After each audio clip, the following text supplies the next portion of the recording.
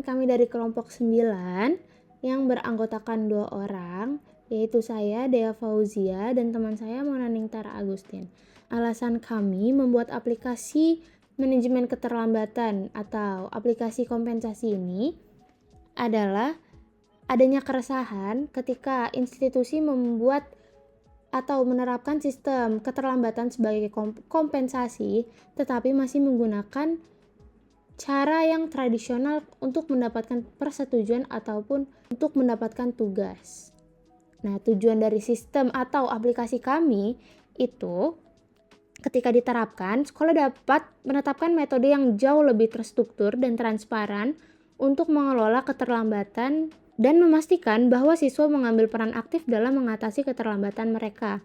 Selain itu juga, sistem ini meningkatkan akuntabilitas dan efisiensi yang memungkinkan siswa dan pihak admin untuk melacak kemajuan dan persetujuan secara real time.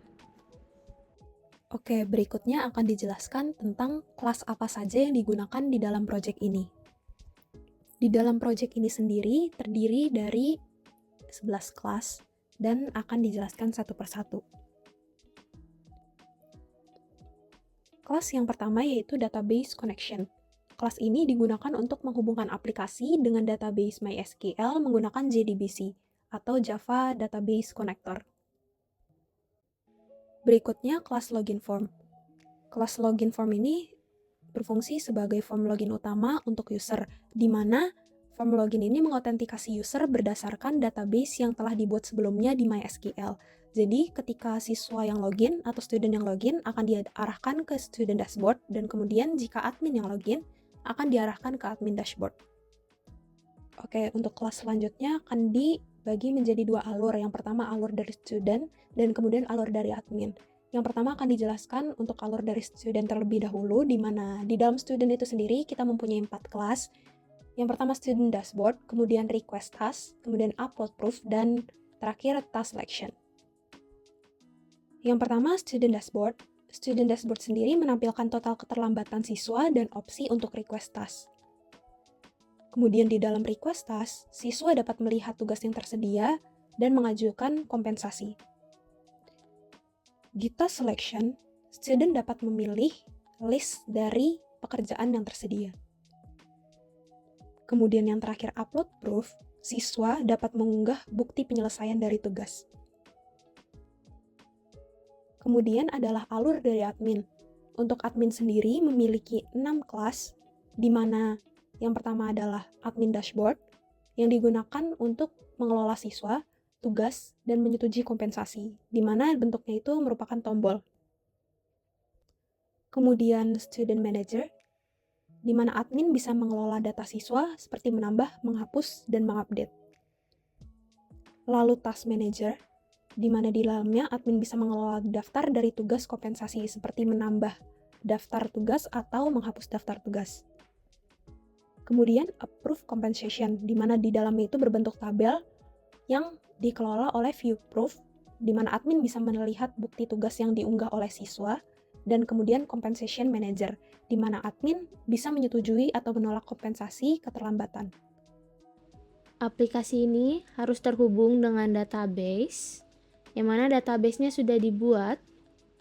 Di sini sudah membuka XMPP untuk start Apache serta MySQL. Untuk membuka database-nya, akan membuka melalui Google dan ketik localhost dari phpMyAdmin.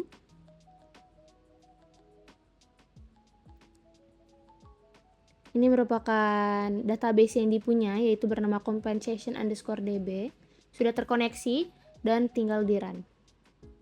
Langsung ke halaman login dari Let's Go, memasukkan username atau NIM serta password, dan login sebagai student, dan akan menuju ke halaman dashboard student. Ada total dari kompensasi dan request test. Jika request testnya dipencet, akan menampilkan tes-tes yang sudah dilakukan serta status dari tes tersebut. Student dapat mengajukan tambahan pengajuan, lalu akan muncul tugas yang akan dipilih. Jika disubmit tugas tersebut, akan ada saran untuk mengajukan bukti.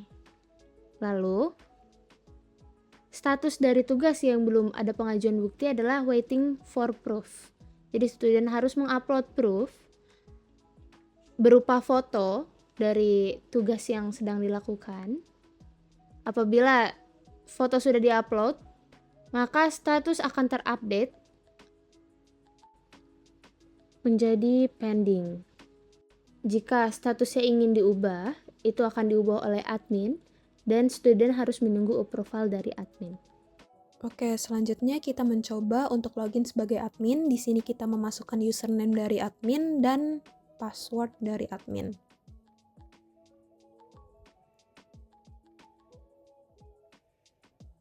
Oke, setelah login ada muncul message login as admin. Oke, di dashboard sendiri ada 3 tombol yaitu manage student, manage task, and approve compensation. Di sini kita klik approve compensation dulu untuk melihat pengajuan yang diajukan siswa tadi. Nah, di sini kita lihat buktinya. Apabila sudah sesuai, kita bisa approve. Oke, sudah di-approve. Kita balik lagi ke dashboard dari student untuk melihat status dari pengajuan kita tadi. Oke, di sini kita coba untuk login sebagai student dan di sini mencoba untuk disalahkan salah satu datanya. Jika data tersebut salah dan kita mencoba login, akan memunculkan pesan invalid username atau password. Oke, sudah login, kemudian request task, dan ya terlihat di ID 6, task name whiteboard, di situ udah approve. Kita kembali lagi ke admin. Di sini kita coba admin yang lain.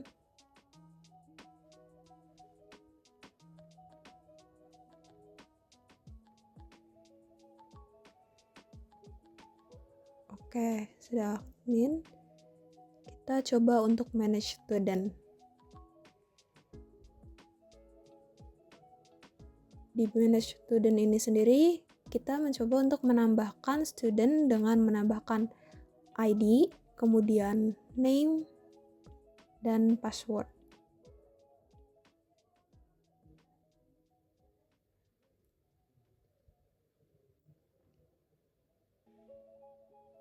Oke, sudah di-add.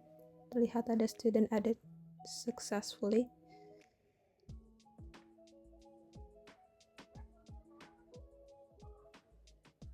Oke, di sini juga kita mencoba untuk menghapus data dari student dan nanti kita coba untuk login apakah masih bisa login atau tidak. Dan kita juga nyoba login sebagai tadi user baru. Di sini kita coba dulu tadi yang dihapus.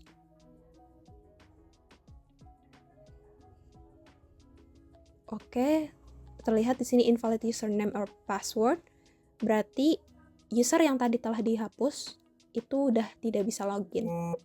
Kemudian kita coba untuk login sebagai user yang tadi telah ditambahkan atau baru ditambahkan. Oke, sudah masuk. Ya, datanya sudah masuk.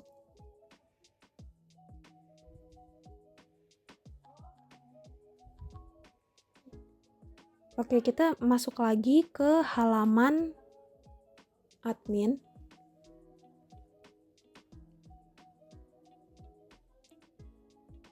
Kita akan mencoba untuk manage task untuk menambahkan list dari tugas.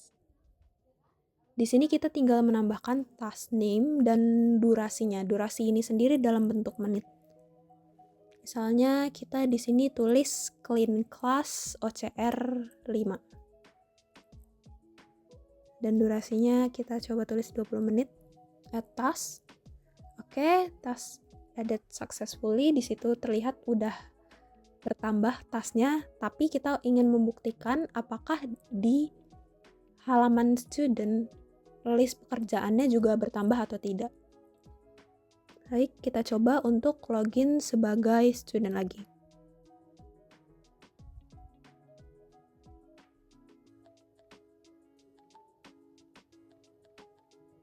Oke, sudah login. Klik tambah pengajuan dan terlihat tasknya bertambah. Di situ tertulis clean class OCR 5, 20 menit.